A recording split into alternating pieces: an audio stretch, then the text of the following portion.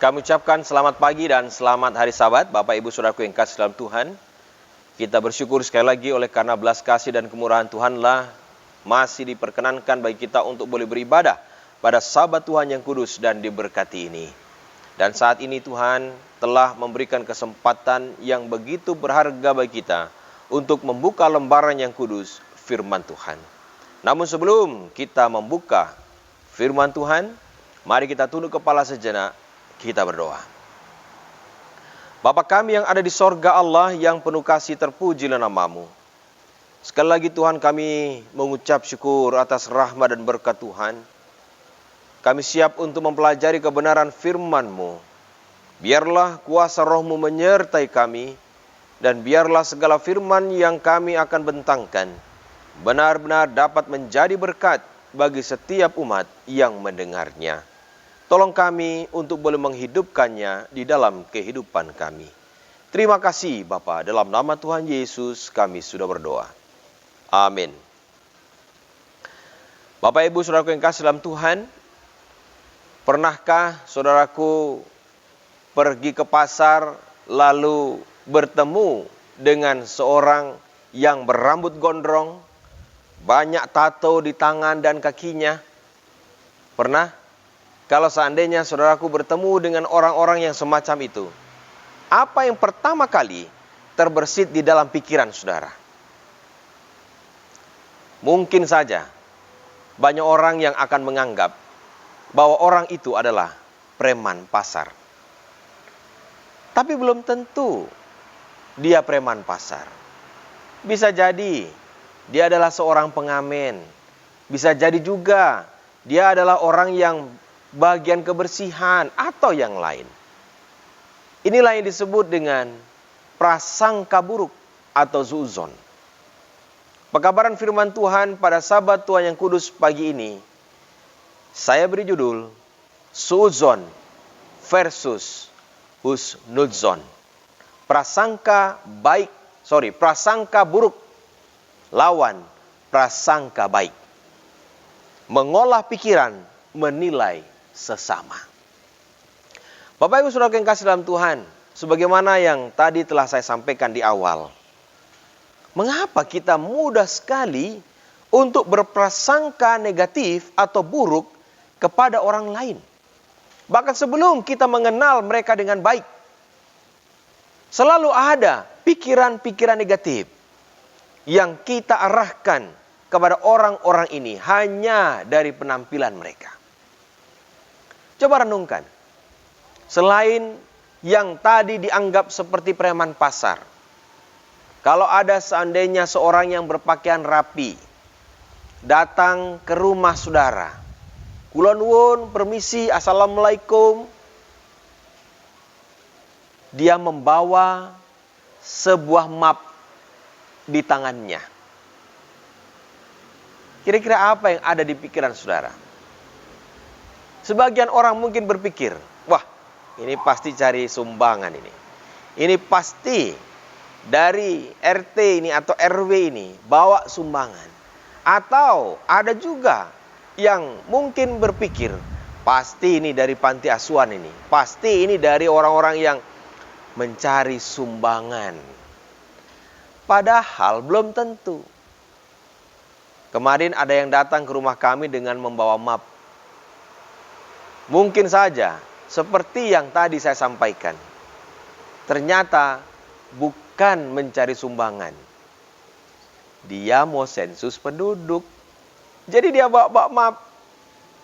Itu makanya saya katakan tadi, kalau seandainya kita ini kedatangan tamu yang seperti tadi modelnya, bisa jadi kita berpikir dia adalah seorang pencari sumbangan. Bapak Ibu Saudara yang sedang Tuhan, kita menilai manusia dari apa yang nampak. Padahal manusia paling cerdas, paling jago menipu manusia yang lain. Kita bisa mengenakan topeng seperti pembahasan firman yang lalu saya sampaikan. Kita bisa menipu orang dengan jubah kita, dengan pakaian kita. Dan orang kadangkala tertipu dengan apa yang kita lakukan, bukan? Bapak Ibu, saya ingin kita melihat di dalam Alkitab. Ada satu kisah juga yang menunjukkan sebuah prasangka yang ditujukan kepada Yesus, Tuhan kita. Kita buka Alkitab kita di dalam buku Yohanes pasal 1 ayat 45 sampai 49. Yohanes 1 ayat 45 sampai 49 firman Tuhan.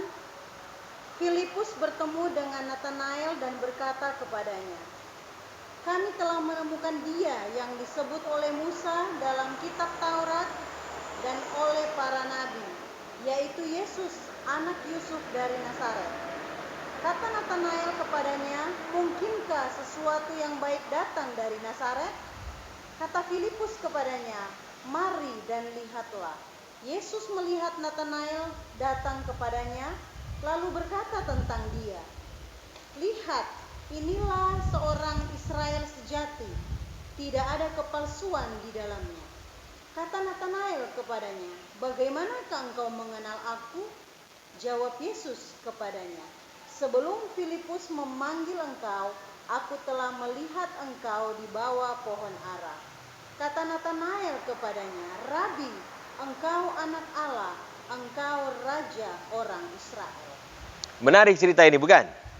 Tadi dikatakan bahwa Filipus bersaksi bahwa dia menemukan seseorang yang cocok deskripsinya dengan apa yang disampaikan firman Tuhan, Mesias. Dan yang menarik di sini dikatakan, Filipus bilang bahwa orang itu berasal dari Nazaret. Saudaraku yang kasih dalam Tuhan, Nazaret ini adalah kota perdagangan. Nazaret tidak juga disebut sebagai sebuah kota yang besar-besar amat. Tetapi yang terkenal dari Nazaret adalah kejahatannya. Sudah bosan mereka merampok orang hidup. Bahkan makam pun dibongkar. Merampok orang mati. Coba bayangkan. Jadi apa yang ada di pikiran Natanael adalah tidak ada sesuatu yang baik datang dari Nazaret. Itu sebabnya ketika Filipus berkata, "Aku telah menemukan dia, seorang yang diurapi, seorang yang disebutkan akan datang sebagai raja."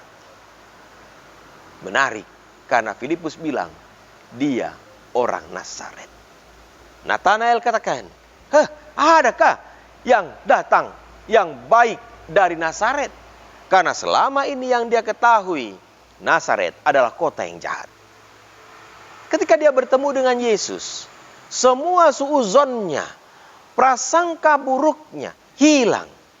Ketika Yesus berkata tentang dia, inilah seorang yang sangat baik dari bangsa Israel. Saudaraku yang kasih dalam Tuhan, kita lihat di sini, manusia mudah sekali untuk berpikir negatif terhadap sesamanya. Manusia mudah sekali untuk suuzon, berprasangka buruk. Ada dua jenis prasangka, saudara, yang dilakukan mayoritas di kalangan kita sebagai manusia berdosa. Yang pertama adalah prasangka buruk, yaitu suuzon. Dan yang kedua adalah husnudzon, prasangka baik. Bisa enggak kita melakukan prasangka baik? Nanti kita akan pelajari. Kita akan bahas pertama, yaitu suudzon dulu, prasangka yang buruk. Ada cerita seorang sekretaris yang baik. Sekretaris ini mendapatkan tugas dari bosnya untuk memasang iklan. Iklan yang harus dipasang adalah mencari seorang sekretaris. Dia tidak pernah tahu apa maksud bosnya ini memasang iklan mencari sekretaris. Tiba-tiba saja dia berpikir, apakah ini sekretaris yang baru yang akan menggantikan dia? Pikirannya yang negatif membuat sekretaris ini dia mendelete semua data perusahaan yang penting. Dan saudaraku tahu, perusahaan itu merugi jutaan dolar. Dia berprasangka bahwa bosnya akan mengganti dia dengan mencari seorang sekretaris baru. Perkara ini dibawa ke pengadilan, saudara. Dan sampai di pengadilan semua terbongkar. Ternyata sekretaris yang akan dicari oleh bosnya ini adalah sekretaris yang baru yang akan ditempatkan di perusahaan yang baru milik istrinya. Tapi apa daya, prasangka buruk dari sekretaris tadi membuat dia bukan hanya dipecat, tetapi masuk penjara.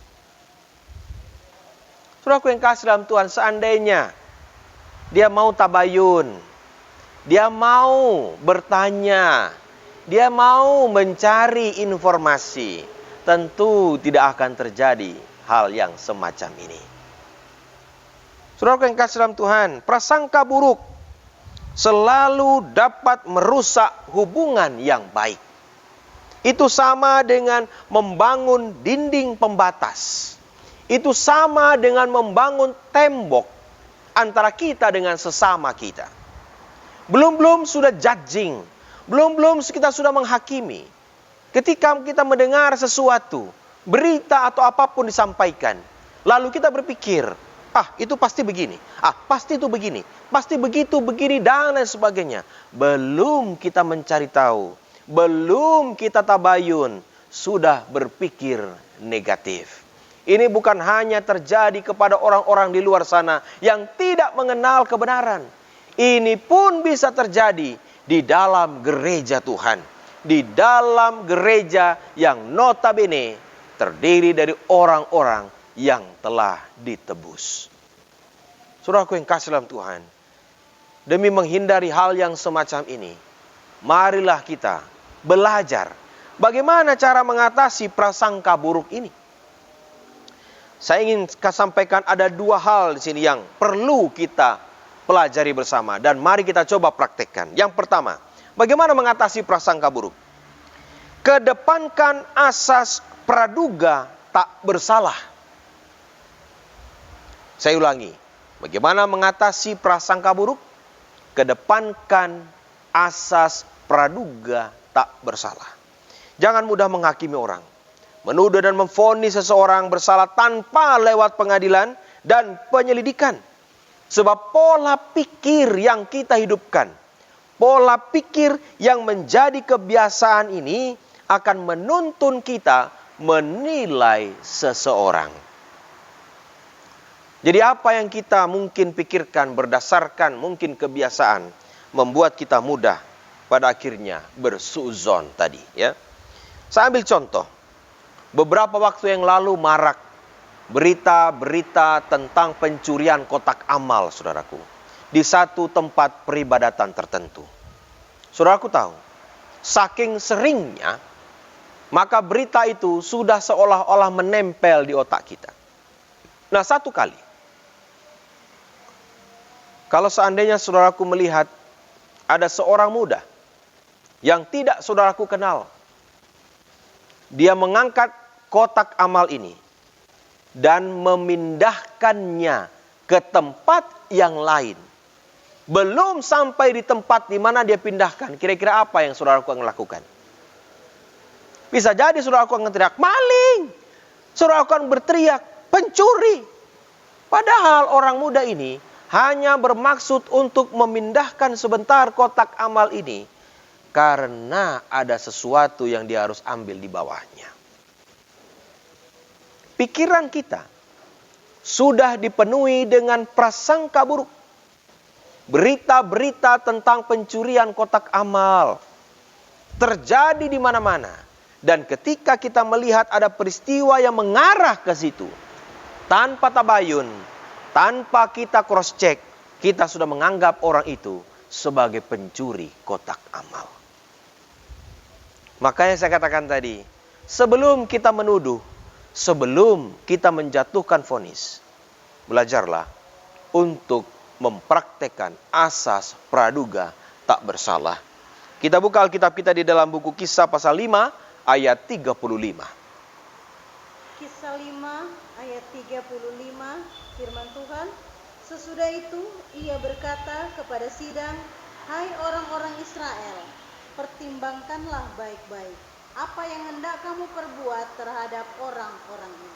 Gamaliel, seorang yang sangat dihormati sebagai soko guru yang ada di Yerusalem waktu itu, memberikan nasihat kepada orang-orang Farisi ketika mereka akan melakukan satu hal yang bisa dikatakan sangat buruk kepada Yesus. Dia katakan, pertimbangkanlah baik-baik. Saudaraku yang kasih, sebelum kita menghakimi seseorang, sebelum kita berprasangka yang buruk, marilah kita pertimbangkan baik-baik apa yang akan kita lakukan ataupun katakan. Jangan sampai perkataan kita justru membuat orang lain celaka. Yang kedua, bagaimana mengatasi prasangka buruk? Yaitu, biasakan berpikir positif. Tindakan manusia biasanya terjadi karena kebiasaan.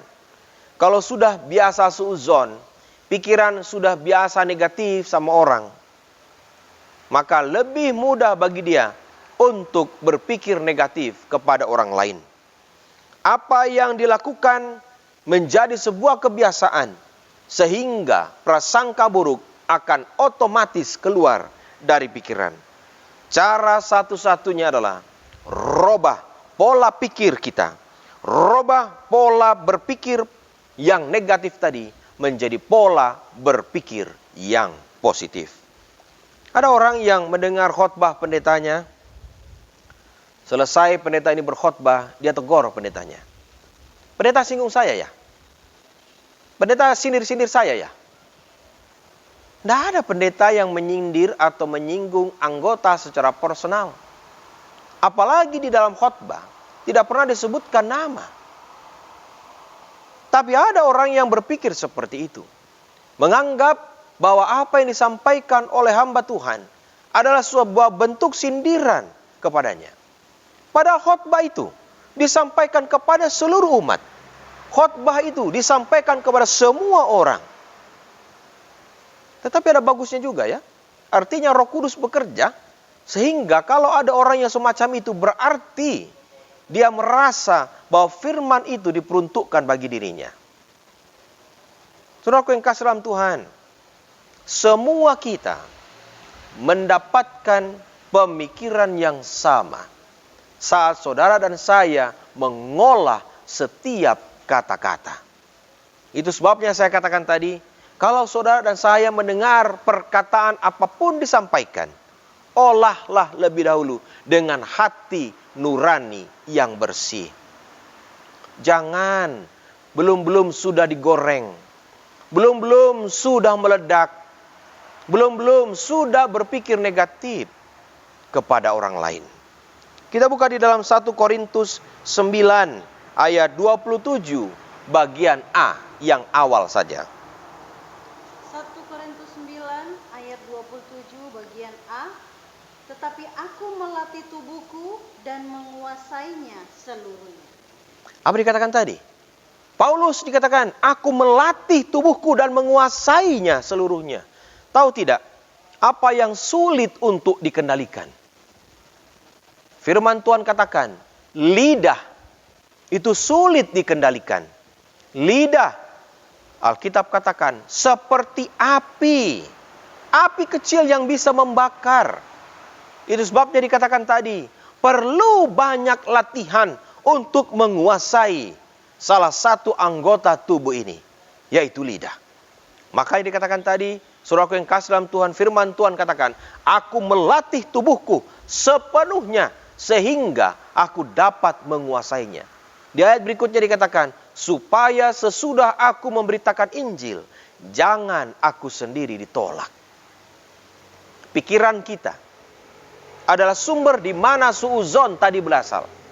Pikiran kita adalah satu-satunya tempat di mana semua informasi diolah.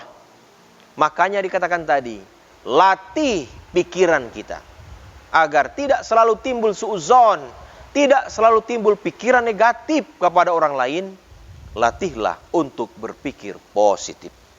Berpikir positif, saudara, perlu latihan.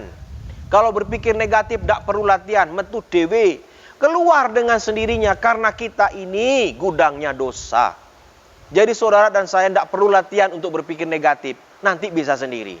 Yang perlu latihan itu adalah berpikir positif. Karena untuk berbuat baik, kita harus banyak belajar. Kecenderungan manusia adalah untuk berbuat, berkata, dan berpikir negatif. Itu makanya berpikir positif itu perlu perjuangan.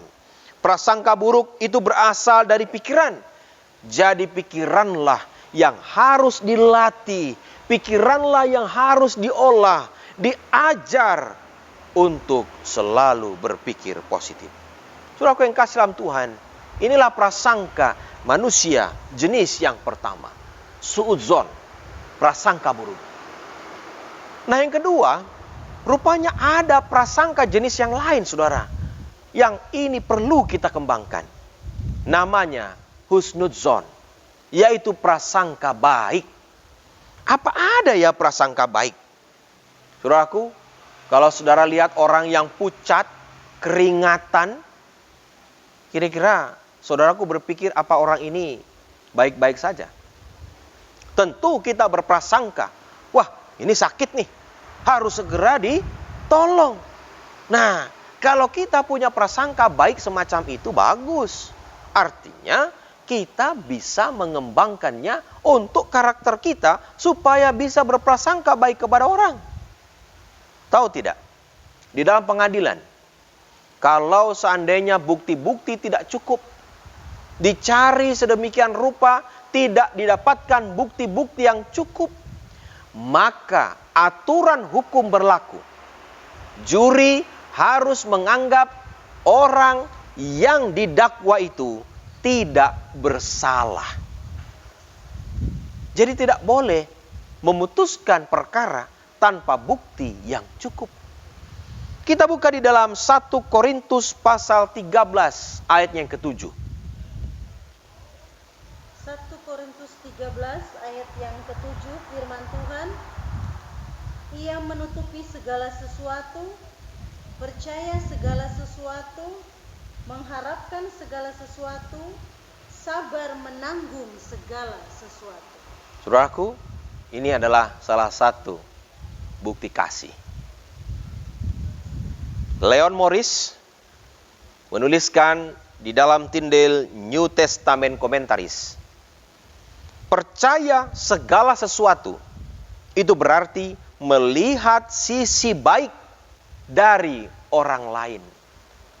Artinya, di dalam definisi kasih yang disebutkan tadi, kasih itu tidak suudzon. Kasih itu tidak berprasangka buruk. Kasih itu selalu berprasangka yang baik. Makanya dikatakan tadi, kasih itu menerima, percaya segala sesuatu.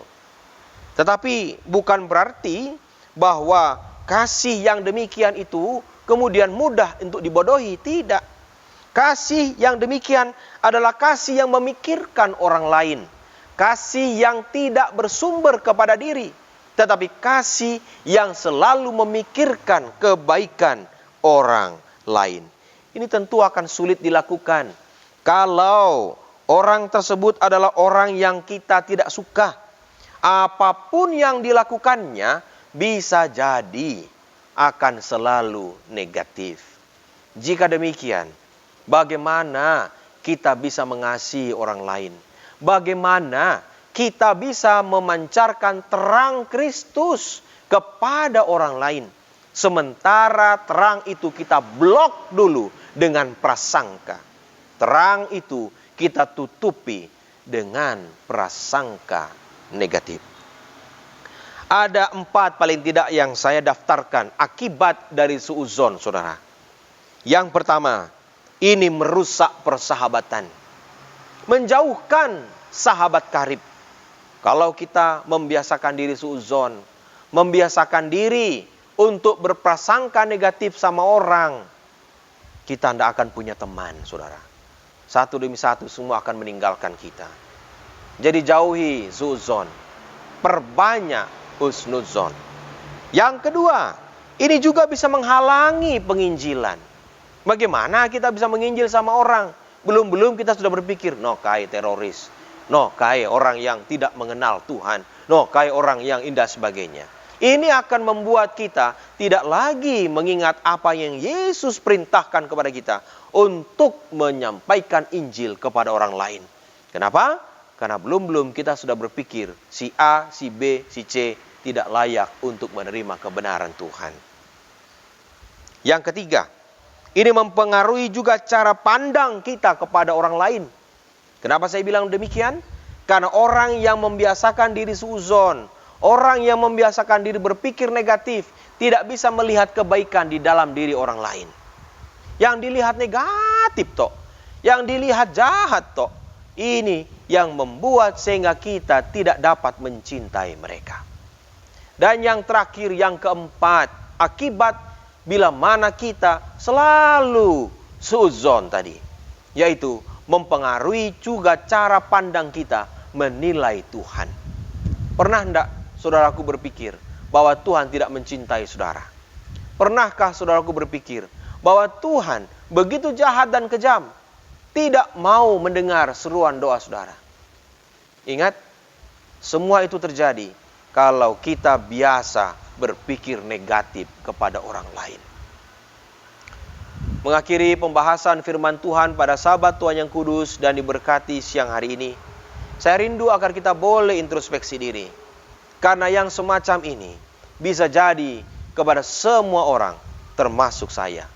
Makanya dikatakan tadi, Tuhan mau supaya kita mengundang Roh Kudus untuk selalu bertahta di dalam pikiran kita ini, agar kita tidak terbiasa suudzon sama orang lain.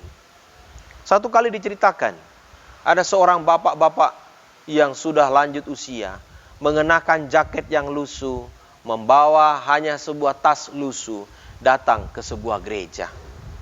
Lalu ketika sampai di gereja itu, dia berkata kepada orang yang tinggal di situ. Biasanya orang yang tinggal di gereja itu pendeta, biasanya begitu. Saya tidak tahu di cerita ini benarkah tidak. Tetapi yang jelas, bapak tua ini datang dan berkata, tolong saya butuh uang, mau pulang, tapi tidak cukup uang saya. Belum saudara tahu, orang ini yang dikeluhi tadi berkata, ya mulai lagi. Pasti minta sumbangan, pasti dia minta sumbangan lagi. Karena biasanya saya juga pernah alami yang demikian saudara. Apalagi kalau tinggal di pastori, pasti dia dijujukan untuk mencari sumbangan. Karena mereka berpikir gereja pasti tolong. Nah bapak ini kemudian berkata, saya ini orang Kristen, saya kesini tidak mencari sumbangan, dia bilang. Lalu dia tunjukkan KTP-nya. Betul, dia katakan dia orang Kristen. Dia bilang, saya mau jual jaket saya ini supaya saya bisa naik angkot pulang ke rumah saya. Saudaraku yang kasih, ternyata yang dituju tidak jauh-jauh amat. Orang ini hanya kehabisan ongkos untuk sampai di rumah saudaranya itu. Itu sebabnya dikatakan di dalam cerita ini, bapak ini mau jual jaketnya yang lusuh itu. Dia tidak cari sumbangan, tapi hanya mau jual jaket supaya sekedar bisa sampai di rumah saudaranya tadi. Orang yang dikeluhi tadi, dia sadar akan kesalahannya, merasa tertemplak, dia minta maaf kepada bapak tua tadi, dan kemudian memberikan sejumlah uang, dan tidak membeli jaketnya tadi. Saudaraku yang kasih dalam Tuhan, kenapa kita sebagai umat Tuhan perlu belajar ini? Karena Yesus sendiri adalah contoh dan teladan kita. Yesus tidak pernah suudzon. Yesus tidak pernah menggunakan pikiran-pikiran yang negatif dalam menilai orang.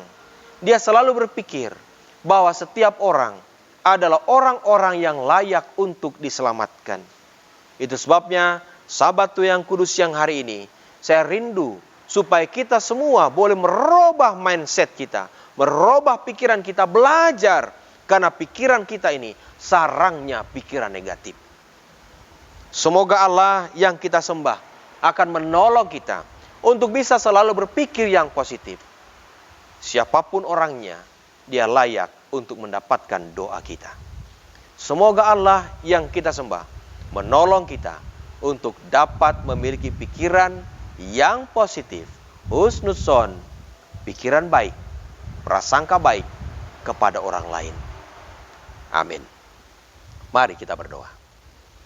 Allah kekal, Bapa kami yang ada di sorga, terpujilah nama-Mu.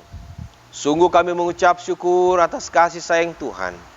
Terima kasih Tuhan sudah mengingatkan kami sebagai anak-anak-Mu yang hidup di dunia yang berdosa ini Bapa. Seringkali pikiran kami adalah pikiran-pikiran yang negatif, prasangka-prasangka yang buruk tentang orang lain.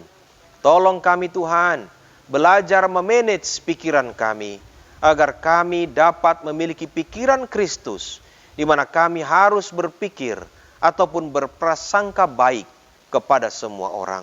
Sekiranya kami telah banyak berbuat dosa selama ini, Bapa kiranya ampuni kami. Tolong kami, robah kami menjadi seperti yang Tuhan inginkan. Terima kasih Bapa. Kiranya kasih karunia-Mu, damai dan sejahtera-Mu senantiasa menyertai anak-anak-Mu dari sekarang sampai Maranatha tiba. Dalam nama Tuhan Yesus kami sudah berdoa. Amin. Kami ucapkan banyak terima kasih atas kebersamaan kita. Kiranya firman Tuhan akan selalu memberkati kita sampai Tuhan datang. Amin.